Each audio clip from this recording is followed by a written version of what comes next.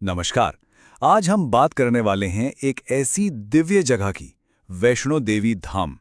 एक ऐसी जगह जहां आस्था और रहस्य कुछ इस तरह से मिलते हैं कि कई बार आप कह सकते हैं विज्ञान भी हैरान रह जाता है।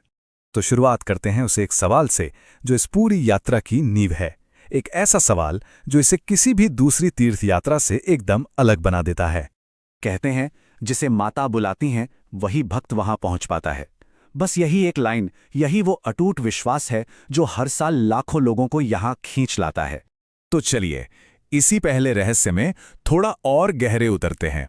ये जो माता का बुलावा है, आखिर इसका मतलब क्या है? ये होता क्या है? देखिए, भक्त मानते हैं कि ये सब सिर्फ इत्तेफाक नहीं है।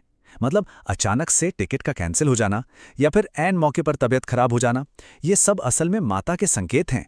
या तो उन्होंने आपको बुलाया है या फिर वो कह रही हैं अभी थोड़ा और इंतजार करो।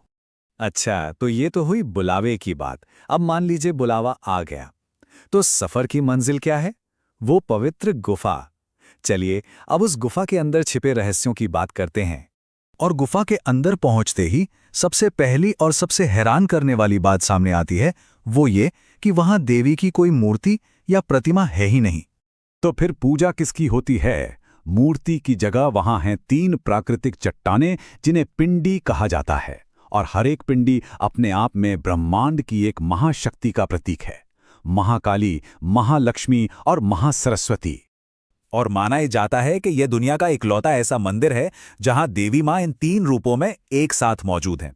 और जाहिर है यही बात इस जगह को इतना ज्यादा खास बनाती है। लेकिन रहस्य सिर्फ पिंडियों तक ही सीमित नहीं है।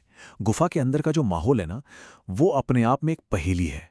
सोचिए, एक गहरी गुफा जहां हवा आने जाने का कोई खास रास्ता नहीं, पर वहां हमेशा ताजी हवा बहती रहती है। और तो और वहां से एक पानी की धारा भी निकलती है जिसका सोर्स आज तक कोई नहीं जान पाया। है ना कमाल की बात? ठीक है, तो गुफा के रहस्य हमने देखे, पर वैष्णो देवी की यात्रा यहीं खत्म नहीं होती।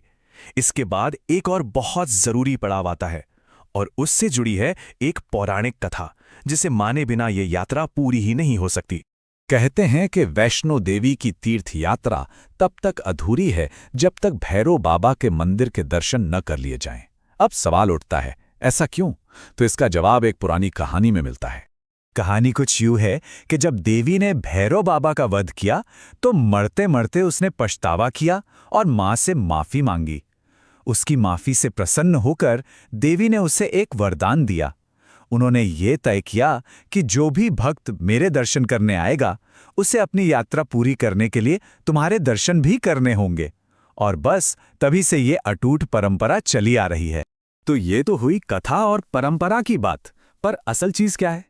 वो है आस्था और वो चमत्कार जो लोगों के विश्वास को और भी मजबूत बना देते हैं। एक मान्यता ये भी है कि देवी मां यहां अपने शाश्वत कन्या रूप में है। मतलब एक ऐसी युवा लड़की का रूप जिस पर समय का कोई असर नहीं होता और जिनकी शक्ति कभी कम नहीं होती। और यही विश्वास यहां की भक्ति का आधार है। और जो भक्त यहां आते हैं ना, उनके पास सुनाने के लिए अनगिनत किस्से होते हैं। किसी की लाइलाज बीमारी ठीक हो गई, तो किसी की बरसों पुरानी समस्या का हल निकल गया। किसी का बिछड़ा हुआ परिवार एक हो गया, तो किसी की दिल की मुराद पूरी हो गई। एक कहावत बहुत मशहूर है यहाँ कि सच्चे मन से मांगो तो माता कभी खाली हाथ नहीं लौटाती। और शायद यही वो विश्वास है जिसकी शक्ति हर साल लाखों लोगों को यहाँ खींच लाती है। तो हम देखते हैं कि वैष्णो देवी में गहरी आस्था, लोगों के अपने निजी अनुभव और वो रहस्य जिन्हें आज तक कोई सुलझा नहीं पाया, ये सब एक साथ आकर मिलते हैं। तो आखिर में एक सवाल तो मन में उठता ही है कि क्या आस्था के ये रहस्य वाकई विज्ञान की सीमाओं से परे हैं? ये एक ऐसा सवाल है जो हमें इस बात पर सोचने के लिए छोड़ जाता है कि हम कितना जानते हैं और